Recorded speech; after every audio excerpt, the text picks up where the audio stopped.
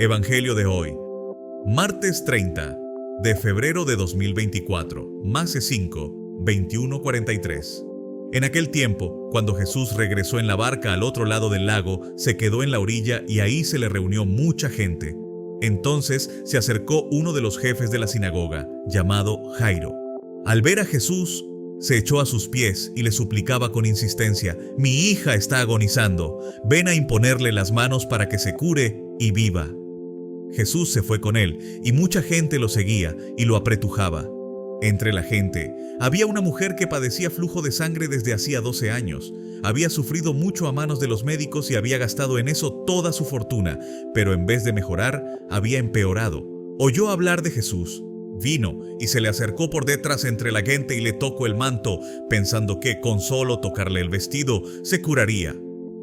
Inmediatamente se le secó la fuente de su hemorragia y sintió en su cuerpo que estaba curada, y Jesús notó al instante que una fuerza curativa había salido de él. Se volvió hacia la gente y les preguntó: «¿Quién ha tocado mi manto?». Sus discípulos le contestaron: «¿Estás viendo cómo te empuja la gente y todavía preguntas: ¿quién me ha tocado?». Pero él seguía mirando alrededor para descubrir quién había sido. Entonces se acercó la mujer, asustada y temblorosa, al comprender lo que había pasado. Se postró a sus pies y le confesó la verdad. Jesús la tranquilizó, diciendo: «Hija, tu fe te ha curado. Vete en paz y queda sana de tu enfermedad». Todavía estaba hablando Jesús cuando unos criados llegaron de casa del jefe de la sinagoga para decirle a éste: «Ya se murió tu hija. ¿Para qué sigues molestando al maestro?». Jesús alcanzó a oír lo que hablaban y le dijo al jefe de la sinagoga: «No temas, basta que tengas fe». No permitió que lo acompañaran más que Pedro, Santiago y Juan, el hermano de Santiago. Al llegar a la casa del jefe de la sinagoga, vio Jesús el alboroto de la gente y oyó los llantos y los alaridos que daban. Entró y les dijo: «¿Qué significa tanto llanto y alboroto? La niña no está muerta, está dormida». Y se reían de él. Entonces Jesús echó fuera a la gente y con los padres de la niña y sus acompañantes entró a donde estaba la niña, la tomó de la mano y le dijo: «Talita cum», que significa: «Óyeme, niña, levántate».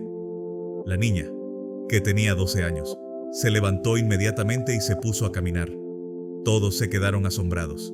Jesús les ordenó severamente que no lo dijeran a nadie y les mandó que le dieran de comer a la niña. Primera lectura. En esos tiempos, tras haber sido derrotado por las fuerzas de David, Absalón, su hijo, huyó.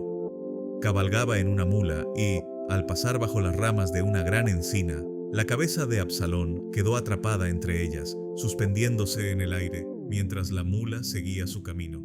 Un soldado lo observó y fue a informar a Joab: «He visto a Absalón colgado de una encina».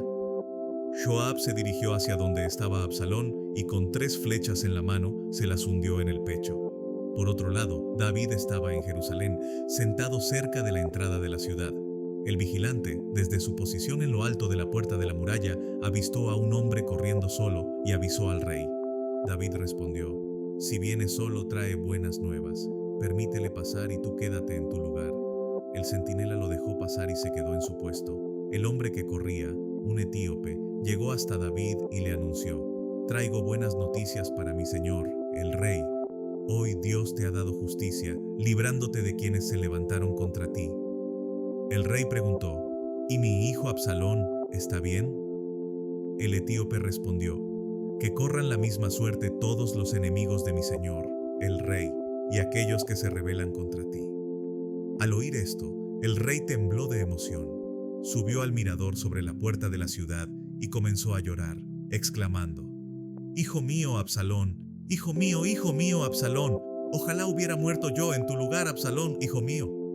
Luego informaron a Joab que el rey estaba desconsolado por la muerte de Absalón.